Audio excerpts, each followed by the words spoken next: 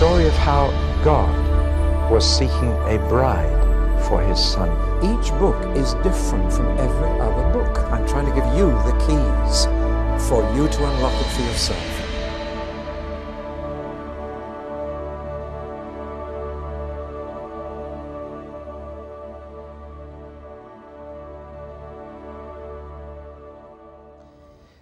There's a double thread running right through the Old Testament, which requires an explanation.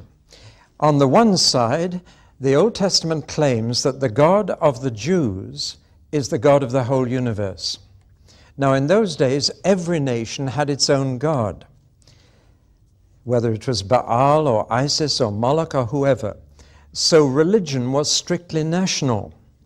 And therefore all wars were religious between one God and another, or between one God's people and another God's people. And therefore Israel's God, called Yahweh or being or always, was considered by other nations to be the national God of Israel. And since every nation had its God, that was understandable. But Israel herself claimed that her God was the God above all gods. That phrase is used in the Old Testament. They went even further and said, and our God is the only God who really exists. All the others are figments of human imagination. And then they went even further and said, it's our God who not only made, but maintains the entire universe. Now, such claims were, of course, offensive in the extreme. And you find these claims made in Isaiah, particularly chapter 40, in the book of Job, and in many of the Psalms. Now that's one side of this twofold thread that goes right through the Old Testament, that the God of the Jews is in fact the God of the whole universe. The other side of that is that the God of the whole universe is the God of the Jews. And they were really claiming that the creator of everything that is, the most distant stars flung into space, had actually made a very personal and intimate relationship with one little group of people on earth. That the God of the universe had become the God of the Jews.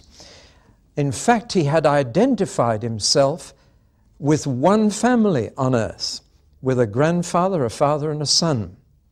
That the God of the entire universe was now calling himself the God of Abraham, Isaac, and Jacob. Now, can you imagine how other nations reacted to that? It's an incredible claim. Now, this astonishing twofold claim that the God of the Jews is the God of the universe, and the God of the universe, especially the God of the Jews, is explained in Genesis. And without Genesis, you would not have any ground for this astonishing claim. As I've said before, if you only had a Bible that began at Exodus, you would think, well, this is just about the God of the Jews. But Genesis says, no, it's the God of the whole universe who has become the God of the Jews and is not embarrassed to call himself by just three men who belong to that tiny people. Now remember that Genesis actually covers more time than the whole of the rest of the Bible put together. From Exodus to the last bit of Revelation covers around 1,500 years, a millennium and a half, whereas Genesis covers the entire history of the world from the beginning right through to Joseph, which is far longer. So when you read the Bible, you realize that time has been terribly compressed in Genesis. It covers many, many centuries. As compared to the whole rest of the Bible, it's a longer period.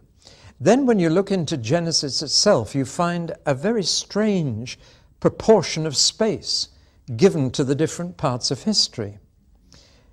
Chapters 1 to 11 form a quarter of the book, quite a short section, and yet cover a very long period, centuries, and also talk about many people, even many nations. But the second half of Genesis, chapters 12 to 50, which we're now looking at, is a much longer section. It's 3 times as big as 1 to 11. It's 3/4 of the book. Yet it only covers a few years, a very short period. And it only covers a few people, in fact, one family. and only 4 generations of that family. There's a huge disproportion here if it claims to be the history of our world. And yet it's quite deliberate, and that proportion has a message in itself. So there's a kind of slowing down of history in the book of Genesis. There's a zooming in from the whole world and all its people to one family. And that is very deliberate, because we're looking at history from God's point of view. And God began by dealing with the whole human race and the whole of history, but then he focused in, he zoomed in on this one family, as if they were the most important family who ever lived. And from one point of view, they were. They were part of that very special line from Seth of people who called on the name of the Lord. And people who call on his name are, in his mind, his eyes, more important than anybody else, because they are the people through whom he can fulfill his plans and purposes. So that's why we have this very strange proportion. You see, the Bible is not God's answer to our problems, it's God's answer to God's problem. I wish more people realize this. They present often the gospel as God's answer to our needs. Are you lonely? Are you unhappy? Does your life have no purpose? Then Jesus can meet your need. You've heard that kind of preaching. But actually the Bible is not about our needs at all. It's about God's problem. And God's problem is, what do you do with a race that doesn't want to know you or love you or obey you? What's he to do? That's his problem. And one solution to that problem is to wipe them out and start again. He tried it, but what I didn't mention in the last talk was that when Noah came out of the ark, one of the first things that he did was to get drunk and expose himself. And from then on, the whole sad, sordid story began all over again. So even with Noah and his family, it didn't work. So God had to think up something else, but he already knew what he was going to do. To save the human race from themselves, but rather to solve his problem. If somebody asks me, why did God create us human beings? Then I give a very simple answer to that. He had one son already, and he enjoyed that son so much, he wanted a bigger family. Now, I can't express it more plainly than that. That's why you and I are here, because God wanted more than one son. He wanted a bigger family. And that's what he created us for. But the tragedy is, he finished up saying, I wish we'd never had our children. Now, what's he going to do about it? Well, he knew. And with Abraham, he began his solution to his problem. What to do with a rebellious human race. Now, he chose to do it through one particular part of the human race. And philosophers call this the scandal of particularity.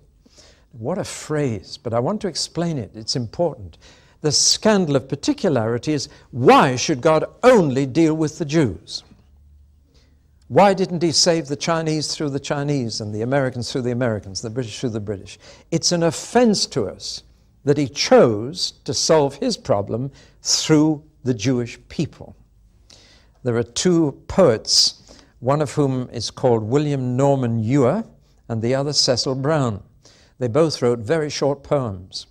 William Norman Ewer, who only died in 1976, wrote this poem, How Odd of God to Choose the Jews. Brilliant poetry, and certainly one of the most widely quoted poems of all time. So along came Cecil Brown, and he decided to write a second verse. And his second verse went, but not so odd as those who choose a Jewish God, but spurn the Jews. And those 2 verses sum up what philosophers call the scandal of particularity. Well, we had 3 children, and when I brought sweets for them, I could do one of 2 things. I could either bring 1 bag of sweets and give that to one of them and say, now share that with your brother and sister, or I could bring 3 bars of chocolate and give them 1 each. Now guess which brought peace to the house? See? And it was much easier to give them each. some sweets. But we wanted to create a family. And if you're going to do that, then you must give the sweets to one and let them share it with the others. That's God's way. Instead of sending his son to be an American and a Chinese and an Indian and whatever, he chose the Jews. He sent his son to be a Jew, and he's still a Jew. And he said to the Jews, now you share that with everybody else. That's how he chose to save us. And it's his choice. You can argue with it, but that was his choice. And that's why he is calling himself the God of Abraham, Isaac, and Jacob. Chapters 12 to 50 are basically the stories of just 4 men. And yet 3 of them are classed together, and one is quite different.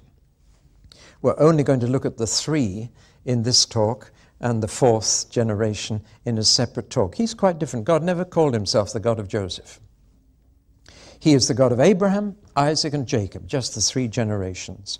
And we've got to ask why. And as we study the stories of these 3 men, we're going to notice that there's a kind of counterpoint, a kind of contrast between these men and one of their relatives. So the counterpoint to Abraham is his nephew, Lot. The counterpoint to Isaac is his stepbrother, Ishmael. The counterpoint to Jacob is his twin, Esau. You notice that those relations seem to get closer and closer, from nephew to stepbrother to twin. And God is again showing there are still 2 lines running through the human race in very stark contrast to each other. And the stories invite you to line yourself up with one line or the other. Are you a Jacob or an Esau? Are you an Ishmael or an Isaac? Are you an Abraham or a Lot? And as you read through these chapters, that's the question you should ask yourself. Who is your kind? Who do you line up with? So it's basically the story of 4 men. Now there are objections from those who don't want to believe these chapters, who say they're legends or sagas, the kind of folk tale that arises. There may be a nucleus of truth in them, but they're simply legends that have grown up around these men. I don't see why people should object like that. For one thing, the novel as such is a recent form of literature. Novels were totally unknown in Abraham's day. Nobody wrote invented stories. Fiction is just not there. It's not a form of writing in that day. They wrote down what happened. They didn't stretch their imagination, much less engage in what is now called faction, which is a mixture of fact and fiction, and many TV plays are faction. One of the things that tells me these stories are true is that there are no miracles in them. You'd have thought if people were going to invent stories about great men of God, they'd have attached all kinds of miracles. There are hardly any miracles in the book of Genesis. Have you ever noticed that? There are dozens in the book of Exodus, but hardly any. Yet legend is usually stuffed with miraculous or magical things happening. These stories don't have that. Furthermore, nobody has found a single anachronism in these stories. Let me tell you what I mean. If Genesis said that Abraham picked up the telephone and got in touch with Isaac, that's an anachronism. And you just know that's false because there were no telephones in those days, much less faxes. So if you saw a telephone or a fax mentioned in Genesis, immediately you'd be suspicious. But in fact, the cultural details that emerge in these stories, archaeology has shown to be totally true to the day in which they lived. So really, I believe there's no reason whatever for doubting the truthfulness of these stories. The one feature that natural explanation can't account for is that angels play quite a part here.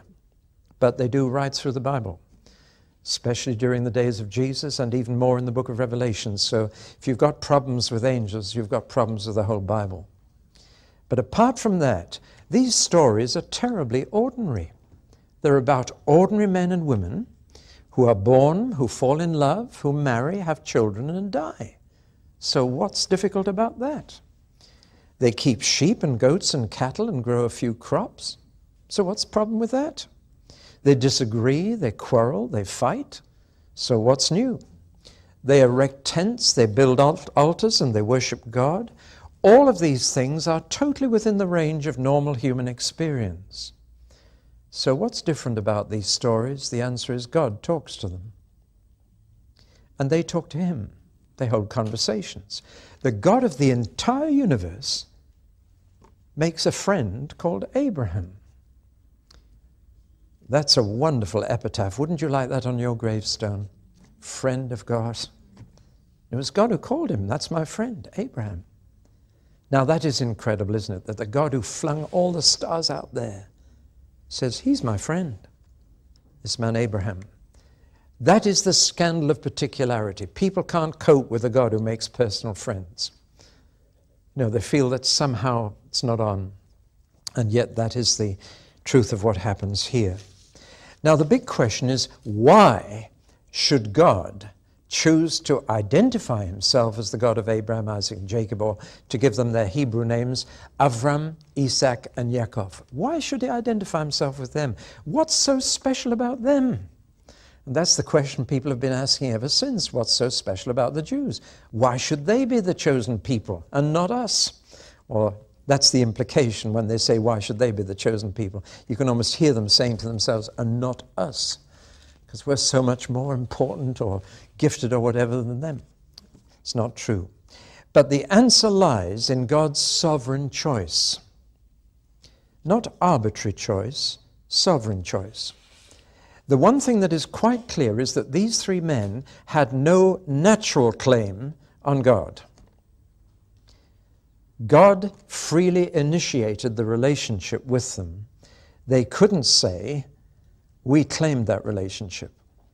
And in fact, on each of the generations, it is striking that the son who would normally inherit from the father didn't. Because in those days, the eldest son inherited the family business and the family wealth. And yet in each generation, God chooses not the eldest, but the younger son. He chooses Isaac, not Ishmael. He chooses Jacob, not Esau. As much as to say, nobody has a natural claim on my love. It's just my love that I give to you. So it was not a question of straight heredity through the eldest son. Neither Isaac nor Jacob were the firstborn. And what they inherited was a free gift every time. So they had no natural claim. More striking is the fact that none of these three men had a moral claim on God. Not one of the three could claim to be better than everybody else. In fact, the Bible is an honest book and tells us that all three of them were liars. All three of them. We are not given stained glass pictures of these three great saints. We are given a picture of very ordinary men like us who had their weaknesses. Both Abraham and Isaac lied through their teeth about their own wives to save their skins. So what have they got that others haven't? Why should God choose them? And Jacob was the worst of the three. There's not one of you who would like to have Jacob as a relative. You'd be scared stiff of what was going to happen to your money or anything else. He was a schemer. Mind you, he was paid back. I cannot read one verse in the Bible without giggling. And it's the verse, and lo, in the morning, behold, it was Leah. I mean, you know the story, don't you? It's the first morning of his honeymoon. He went, oh. And he's got the ugly sister. Because he went to bed in the dark and she was veiled all through the wedding. And he'd worked 7 years to get the pretty sister. And his father-in-law's palmed off the ugly. Now, if it happened to you, you wouldn't laugh.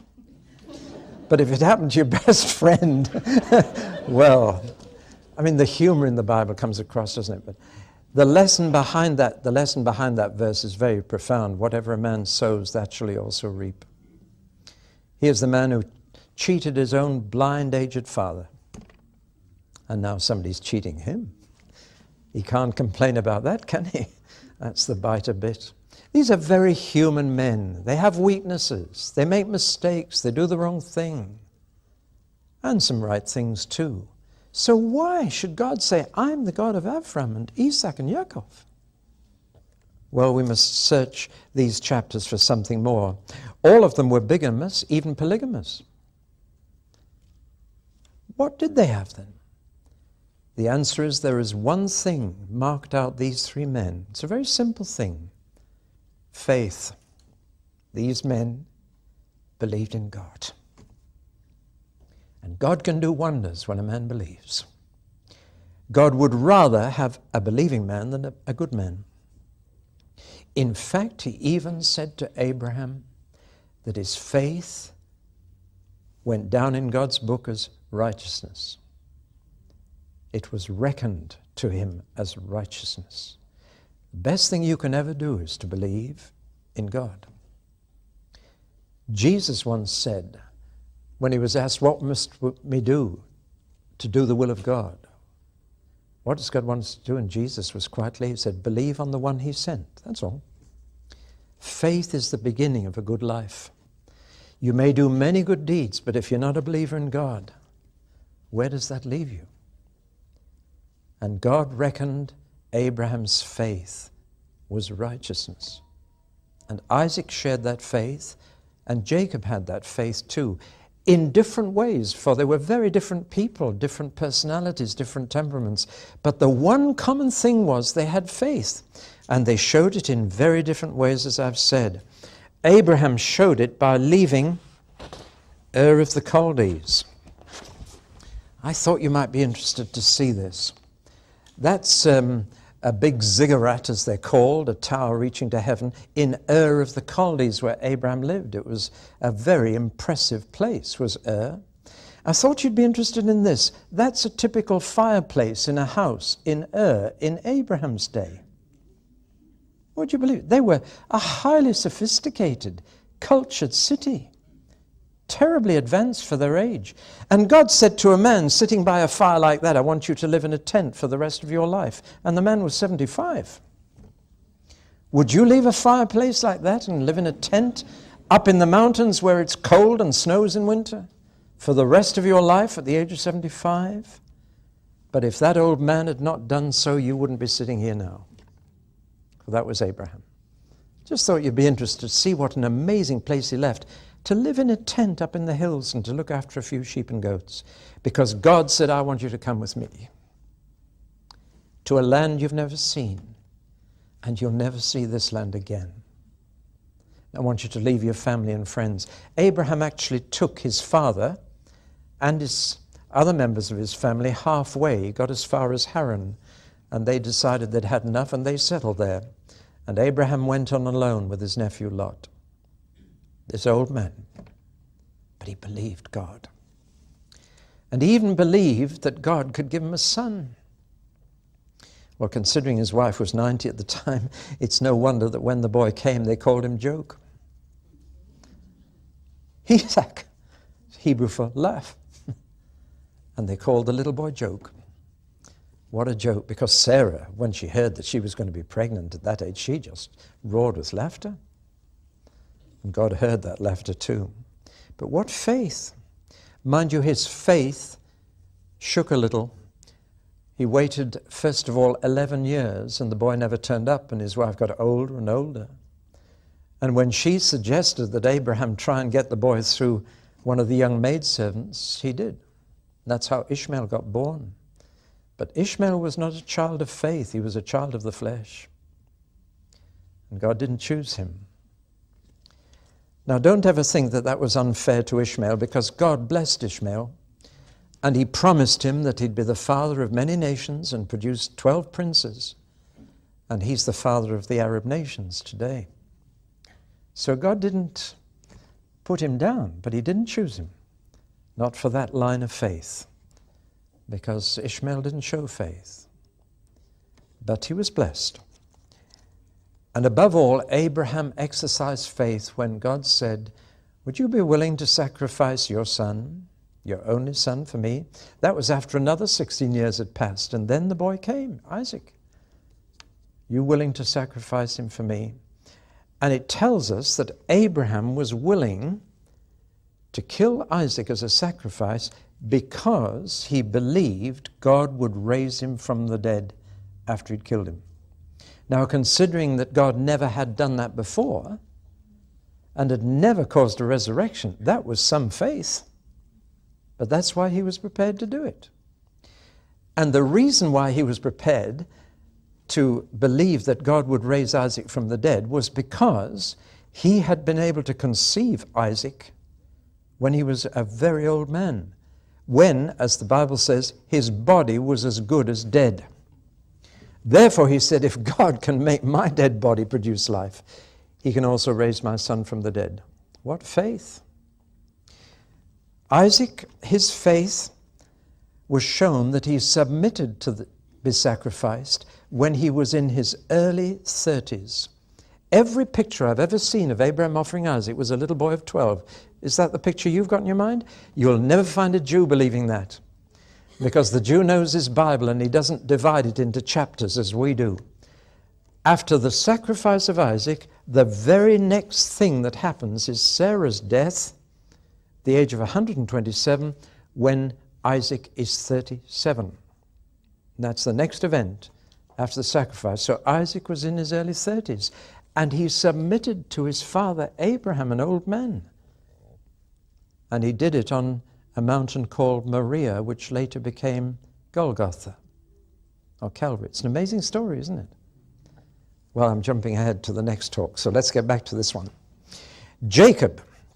Oh, by the way, Isaac also had faith that God could choose his wife for him. And he accepted the wife of God's choice, Rebekah. Next thing to notice is that Jacob had faith. Mind you, at first, he had faith in himself. He could manipulate the blessing, and he did. And by scheming and deception, he got the blessing. But at least it showed someone who wanted to be blessed, which is good. But later God had to break that man, and he limped for the rest of his life. After wrestling with God all night, he walked like that for the rest of his life. But from then he really believed God. And he believed that his 12 boys would become 12 tribes. These men, in spite of all their weaknesses and their failures and the mixture of good and bad, they shine as men who believed in God. They had faith. And therefore, when you look at the contrast in their relatives, you find people of flesh rather than faith. You find materialists rather than those with spiritual vision. We find a Lot who chose deliberately to go down into the fertile Jordan Valley rather than live in the barren hills. Abraham and Lot's families had a bit of a disagreement, and Abraham said, we better live separate. That's wisdom sometimes. And Abraham said, Lot, you can take first pick of this land. Where do you choose to live? And I'll go somewhere else. Amazing that Abraham should say that to Lot. Should have been the other way around. But Lot looked down into the valley where the Jordan River snaked through, where there was a jungle, very fertile, warm, tropical climate, and the whole place appealed to Lot. And he said, I'm going down to the valley. It looks good. Abraham said, all right, I'll stay up in the hills. But God is the God of the hills. And Lot just went after his eyes. Now, not only do you see that in Lot, you see it in Ishmael, and you see it in Esau. Esau would rather have a plate of instant soup than a blessing when his father died, and he traded it for it. And the Esau syndrome is still around. People want everything now or next Tuesday at the latest. In fact, in the letter to the Hebrews, it tells us not to be like Esau, who regretted his bargain and afterwards sought the blessing with tears, but there was no repentance there. So that we've got these three men of faith contrasted with these relatives of flesh. And that kind of distinction runs through most families today. Those who live by faith, those who live by flesh. Now, this contrast is also seen in their wives. And you ladies, when you read these chapters, study the wives. They're very interesting. For one thing, Sarah, Rebekah, and Rachel had one thing in common. They were all very beautiful. not glamorous, but beautiful. And glamour fades, but beauty increases. A friend of mine, a Methodist minister, had a beauty queen contest in his church. This was 35 years ago and shocked his congregation. But he made one condition, and that is that every entrant had to be at least 60 years of age. And he wanted to try and demonstrate that glamour and beauty were two different things. Now it says of the 3 wives of the patriarchs, they were all beautiful and they had the lasting beauty of inner character. And they all submitted to their husbands. I'll go on to something else. The wives of the others are again a contrast to the wives of the men of faith. There's an unusual shaped mountain at the south end of the Dead Sea called Lot's wife. It's the shape of a woman running away. But even Jesus said, remember Lot's wife. She looked back to the comfortable life they were leaving, yet a life that was going to be judged by God. They lived in Sodom, a name that's become infamous in history. Well, that's what we're looking for when we read these chapters. We're looking for faith and flesh and the contrast between men and their wives. And you begin to understand why God says, I belong to this side of the family and not to this side. Let's just look at those 3 men in perhaps a little greater detail. God made a promise to Abraham on which we still rely. God began creation with one man, and he began redemption with one man, this man Abraham, and he made a covenant. That's a beautiful word that goes right through even to when we take bread and wine together, for this is the blood of the new covenant. But this word covenant is very precious. It is not the word contract. It's not a bargain struck between 2 parties of equal power and authority. A covenant is entirely made by one party to bless the other. And the other has only 2 choices, to accept the terms or to reject them, but they cannot change them. And God makes covenants and he keeps them. And God swears by them. Have you ever heard God swear? When man swears, he swears by a power greater than himself. He often says, by heaven I'll do that, or by God I'll do that. Well, God, you see, has nobody higher to swear by. So he swears by himself. And where a human being might say, by God, I'll promise to do that, God says, by myself I have sworn. And that's how God swears on oath. By myself, because there's nothing above God to swear by. So he swears by himself, and he tells the truth, the whole truth, and nothing but the truth. And he promised Abraham, virtually a covenant is a marriage. And the key words are always, I will.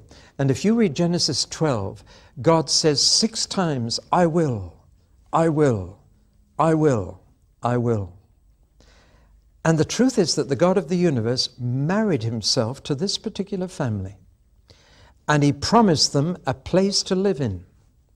He gave them a little patch of land where the continents meet. The very center of the landmass of the world is Jerusalem.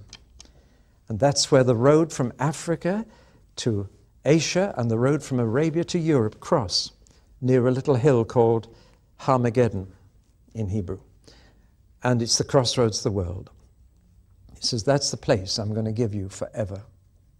And they hold the title deeds to that place, whatever anybody else says, because God gave the title deeds to them, to Abraham and his descendants forever. Second thing God promised was to give them descendants, that there would always be descendants of Abraham on the earth. And the third promise was that he would use them to bless or to curse every other nation. Now that's the calling of the Jews, to share God with everybody. But that can cut both ways. God said to Abraham, those who curse you will be cursed, those who bless you will be blessed. And it is still the truth, as many have discovered. Now that was his covenant. In return, God expected first that every male Jew would be circumcised as a sign that they were born into that covenant. And second, that Abraham would obey God and do everything God told him. And that covenant is at the very heart of the Bible. And on the basis of that covenant, God said, I will be your God, and you will be my people. That phrase is repeated all the way through the Bible until the very last page, and there it is again. I will be their God, and they will be my people. A lovely phrase, that. God wants to stick with us. He wants to stay with us and live with us. And as you know, at the very end of the Bible, God himself moves out of heaven and comes down to earth to live with us on a new earth forever. He wants to live with us. He wants to be family. He wants to be our Father. That was the whole purpose behind creating our universe and ourselves. Well, how am I doing for time? 2 minutes. Then I better begin to leave it there. I'll just say this, that Jacob, the most colorful of all, the mother's boy, even when he was born, he was holding the heel of his twin brother Esau, the red-haired brother he had, grasping from the very beginning, but God dealt with him. Esau went actually to live in a place we now call Petra. Some of you may have seen these amazing temples carved out of the red sandstone. Esau went to live here and formed the nation of Edom. And the hatred between Ishmael and Isaac is still in the Middle East, between Arab and Jew. But the hatred between Esau and Jacob has gone, because the last Edomites were known by the name of Herod. And it was a descendant of Esau that was king of the Jews when Jesus was born, and who killed all the babies in Bethlehem to try and get rid of this descendant of Jacob who was born to be king. Finally, I'd just like to point this out. Abraham, Isaac, and Jacob all showed their faith in one extraordinary way. They all, each of them, left to his son what he didn't possess. Abraham said, son, Isaac, I'm leaving the whole land around you to you. And Isaac said to Jacob, I'm leaving the whole land to you. And Jacob said to his 12 boys, the whole land I leave in my will to you. And not one of them possessed any of it except one cave, the family vault in Hebron, the cave of Machpelah. Isn't that amazing? What faith to write a will leaving a whole land to your offspring when you've never possessed it. But they believed that God had given it to them, and that one day that whole land would be theirs. And finally, when I read Hebrews 11, I read about these men, Abraham, Isaac, and Jacob, and I read about their faith, and then it says this, all these were still living by faith when they died. They didn't just believe for a day or two. When they died, they were still believing because they never saw the promises fulfilled. And listen what it says now in that same chapter. They were all commended for their faith, yet none of them received what had been promised to them. God had planned something better for us, that only together with us would they be made perfect. See, Abraham, Isaac, and Jacob are not dead. I've seen the tombs of their bodies in Hebron, but they're not dead. Jesus said God is the God of Abraham, Isaac, and Jacob. Not was, is.